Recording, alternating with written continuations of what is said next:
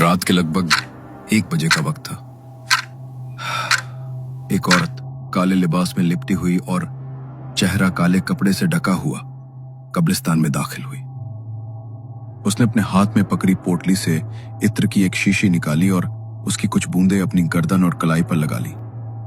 फिर उसी इत्र को कब्रिस्तान के चारों ओर छिड़क दिया और वहां अग्नि का एक घेरा बनाकर वो बीच में बैठ गई। उसने झोले से एक किताब निकाली जिसमें अजीब से अक्षर उकेरे गए थे और हर पन्ने पर किसी भयावह जीव की तस्वीर बनी थी।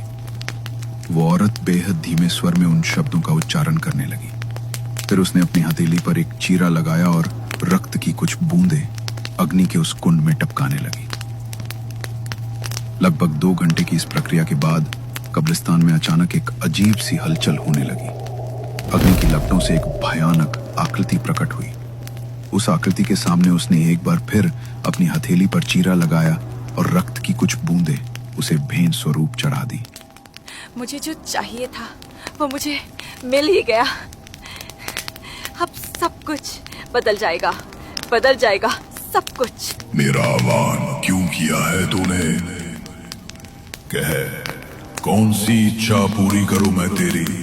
उस आकृति ने जैसे ही उससे ये पूछा, उसने बड़ी दबी हुई आवाज में कुछ कहा। उसे देखकर वो आकृति भयानक तरीके से मुस्कुराई और फिर बेहद डरावनी आवाज में बोली, तुझे ये चाहिए तो मिल जाएगा, लेकिन उससे पहले मुझे अपना भोग चाहिए। उस औरत ने हाँ में गर्दन हिलाई, फिर अपने झोले से एक काले रंग का मिट्टी का कलश निकाला। देखते ही देखते वो आकृति धुआं बनकर उस कलश के भीतर समा गई। उसने तुरंत ही उस कलश को एक काले कपड़े से ढक दिया और कब्रिस्तान से बाहर निकल गई। जब वो अपने घर की चौखट पर पहुंची तो उसने वहां लगे एक पौधे की मिट्टी को कुरेदा और उस कलश को भीतर गाड़ दिया। फिर मिट्टी से उसे दोबारा ढककर वो शांत भाव से घर के भीतर प्रवेश कर गई। प्लीज मेरे बच्चे को बचा लो डॉक्टर, प्लीज मेरे बच्चे को कुछ नहीं होगा ना। देखिए, आप शांत रहिए, हम पूरी कोशिश कर रहे हैं। आप बस सांस लें और हमें काम करने दीजिए। 3 घंटे तक अंदर से कोई खबर नहीं आई। मोहित की आंखें दरवाजे पर अटक चुकी थी। उम्मीद और डर दोनों के बीच उसका चेहरा जैसे पिघलता जा रहा था। नैना की प्रेगनेंसी का ये 9वां महीना था। वो सीधे बाबा के आश्रम पहुंची और उनके चरणों में गिर पड़ी।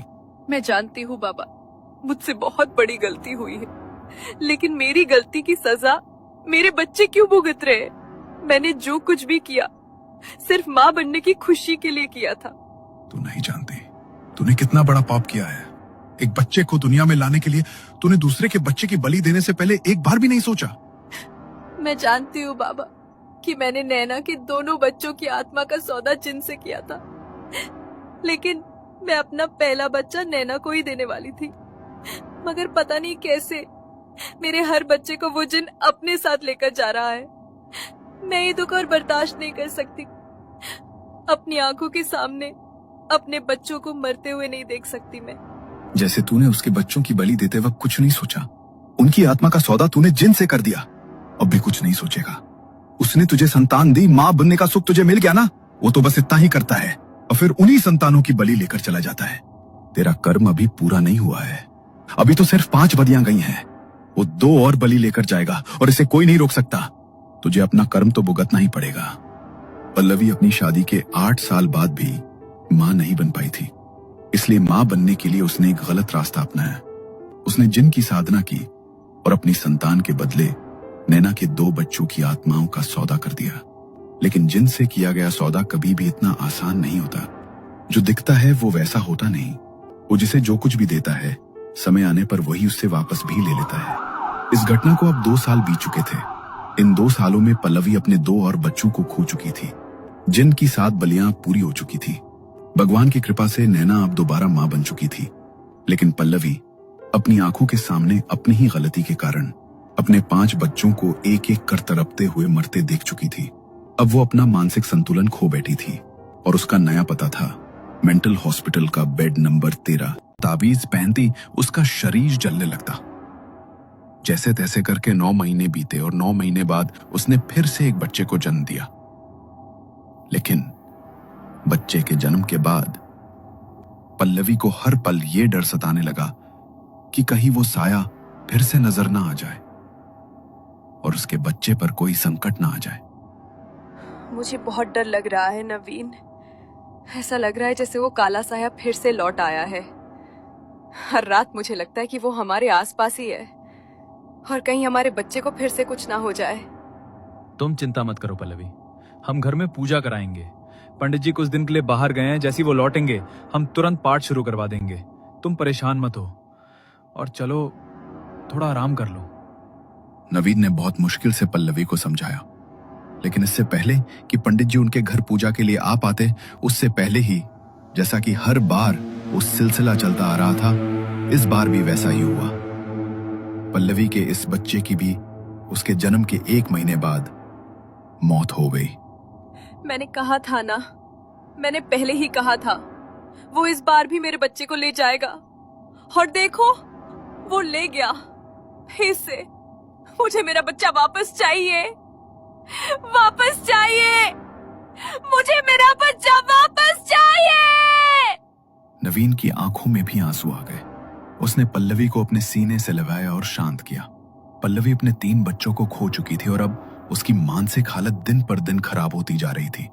इसलिए नवीन ने घर पर एक सिद्ध बाबा को बुलाया ताकि घर में शांति के लिए हवन करा सके।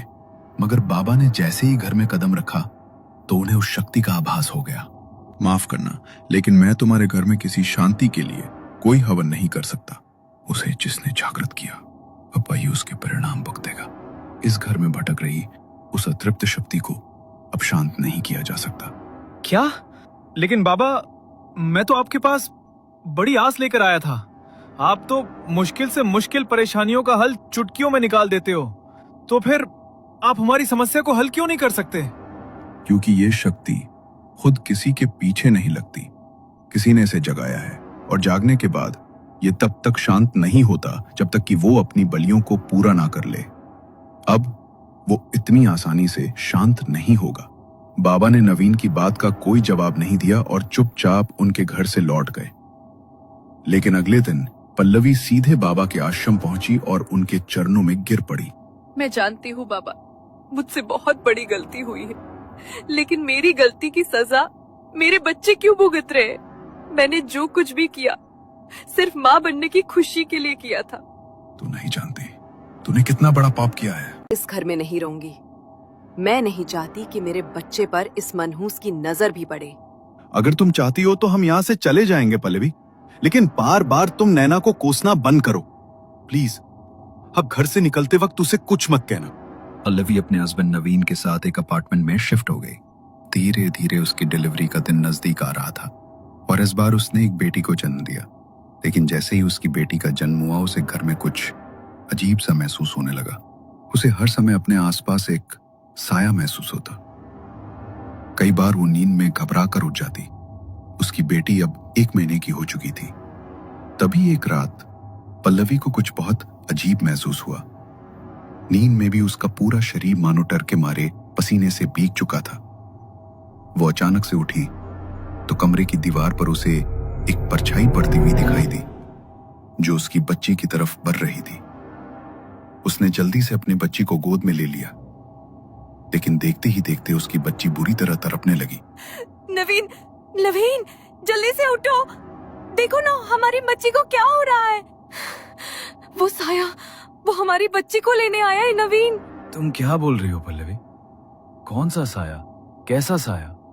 और हमारी बच्ची को क्या हुआ है? देखो ना, ये कैसे तड़प रही है। प्लीज जल्दी से हॉस्पिटल चलो, पता नहीं इसे क्या हो गया है। इससे पहले कि वे दोनों कुछ कर पाते, पल्लवी की गोद में ही उसकी बच्ची ने दम तोड़ दिया। पिछले 3 सालों में उनके परिवार में ये चौथी मौत थी। कोई भी समझ नहीं पा रहा था कि आखिर ये क्या हो रहा है, लेकिन पल्लवी इतना जरूर समझ गई थी कि जो कुछ भी हो रहा है वो उस काले साए की वजह से हो रहा है। ये जो कुछ भी हो रहा है उसी साए की वजह से हो रहा है। मैं नहीं चाहती कि इस बार मेरे बच्चे के साथ कुछ भी हो। तुम चिंता मत करो पल्लवी, मैं कुछ ना कुछ जरूर करूंगा। मुझे भी लग रहा है कि जो कुछ भी हमारे घर में हो रहा है वो नॉर्मल नहीं है। मैं मंदिर जाके पंडित जी से बात करूंगा। कुछ समय बाद पल्लवी फिर से प्रेग्नेंट हुई, लेकिन इस बार उसकी रक्षा के लिए नवीन ने उसकी कलाई पर एक रक्षा सूत्र बांध दिया। मगर जैसे ही उस रक्षा सूत्र से उसके शरीर का स्पर्श हुआ, वैसे ही उसका हाथ वहां से जल गया। तभी पल्लवी ने डर कर उस रक्षा सूत्र को दूर फेंक दिया। ये क्या किया तुमने? मैं कितनी दूर से तुम्हारे लिए ये रक्षा सूत्र बनवा कर लाया था। ये तुम्हारी और बच्चे की रक्षा करता, तुमने इसे खंडित क्यों कर दिया?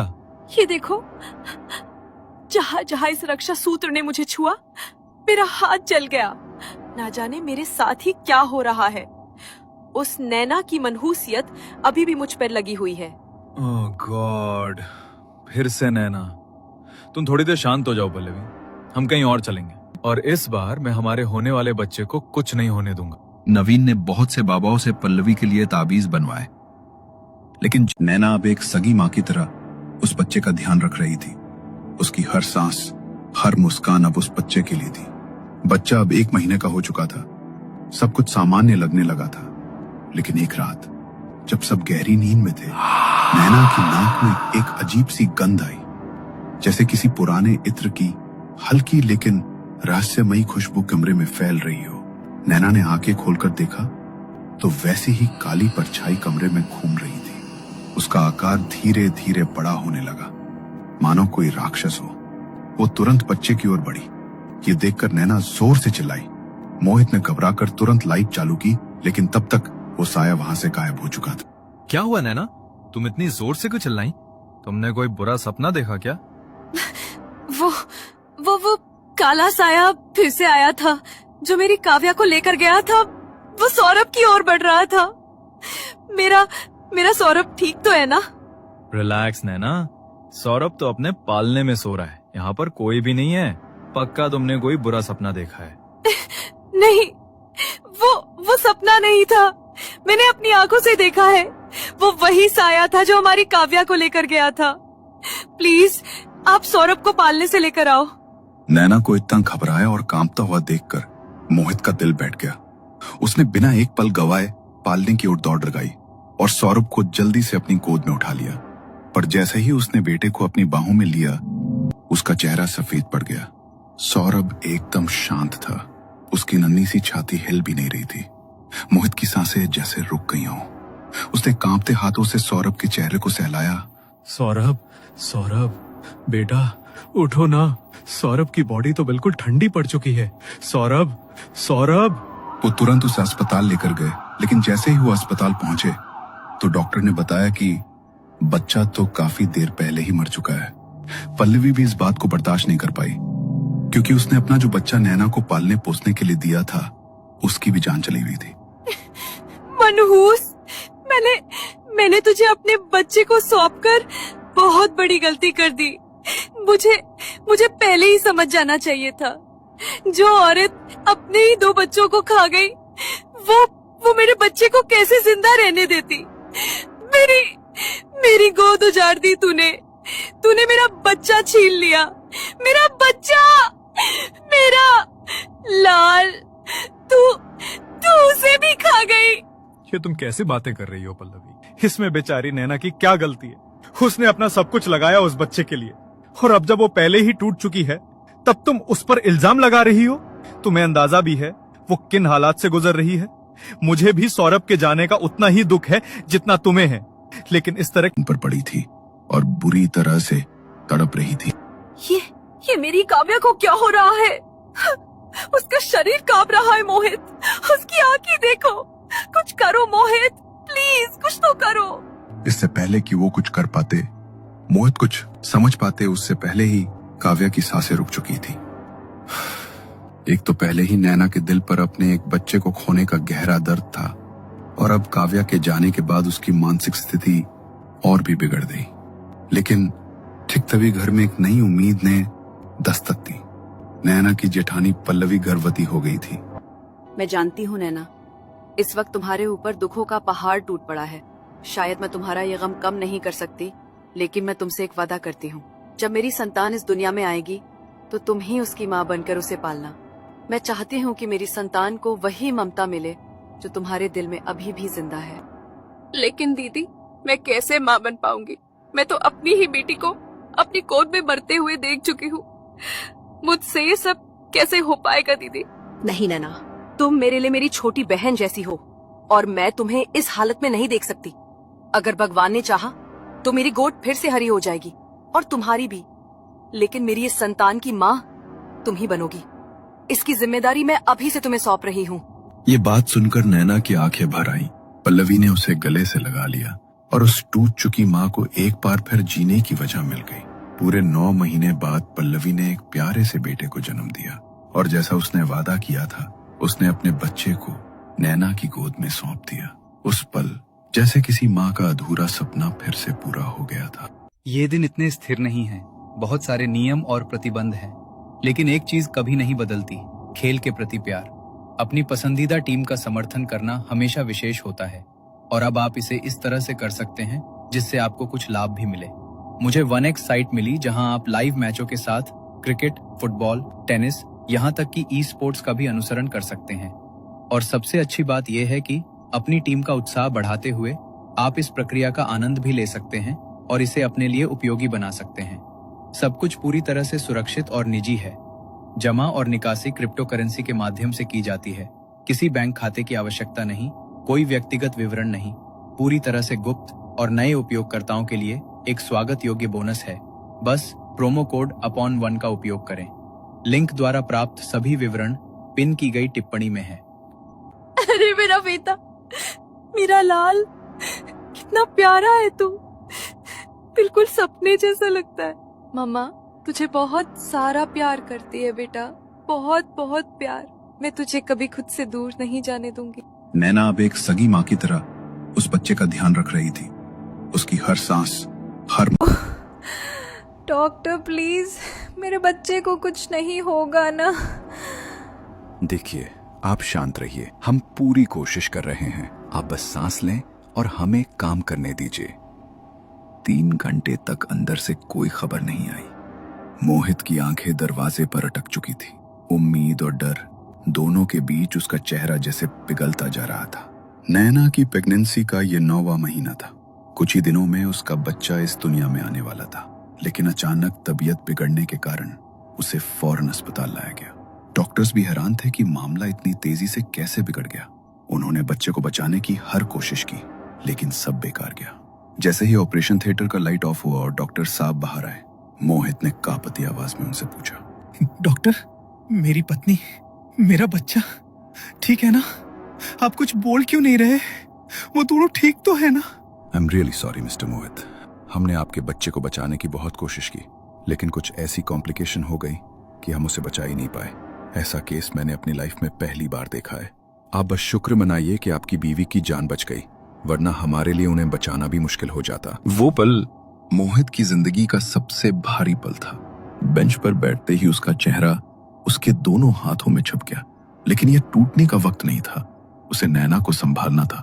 जिन हाथों में कभी अपने बच्चे को उठाने का सपना देखा था, आज उड़ी हाथों में डिस्चार्ज पेपर थे। कुछ घंटों बाद वो नैना को घर ले आया।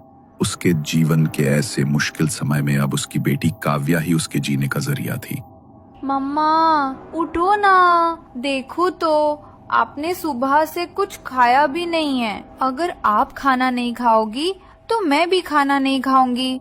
नहीं मेरे बच्चे, तुझे मेरी वजह से भूखा रहने की कोई जरूरत नहीं है। इधर आ, मैं तुझे अपने हाथों से खाना खिलाती हूँ। धीरे धीरे करके नैना अब सामान्य होने लगी थी। इस हादसे को लगभग 1 महीना बीत चुका था। वो अपनी बेटी काव्या और मोहित के साथ कमरे में सो रही थी। तभी उसे अचानक कमरे में कुछ अजीब सा महसूस हुआ। वो घबराई और उसकी आंख खुल गई। तभी उसने देखा कमरे के भीतर से अभी अभी एक काला साया गुजरा है। उसने नजरें घुमाकर देखा तो काव्या कमरे में नहीं थी। तभी बाहर से काव्या की जोरदार चीख सुनाई दी। उस आवाज से मोहित की भी नींद टूट गई। नैना और मोहित तुरंत कमरे से बाहर की तरफ दौड़े, लेकिन जो उन्होंने अपनी आंखों के सामने देखा वो देखकर उनके होश उड़ गए। काव्या जमीन पर पड़ी थी और बुरी तरह से तड़प रही थी। ये मेरी काव्या को क्या हो रहा है? उसका शरीर कांप रहा है मोहित, उसकी आंखें देखो, कुछ करो मोहित, प्लीज कुछ तो करो। इससे पहले कि वो कुछ कर पाते, मोहित कुछ समझ पाते, उससे पहले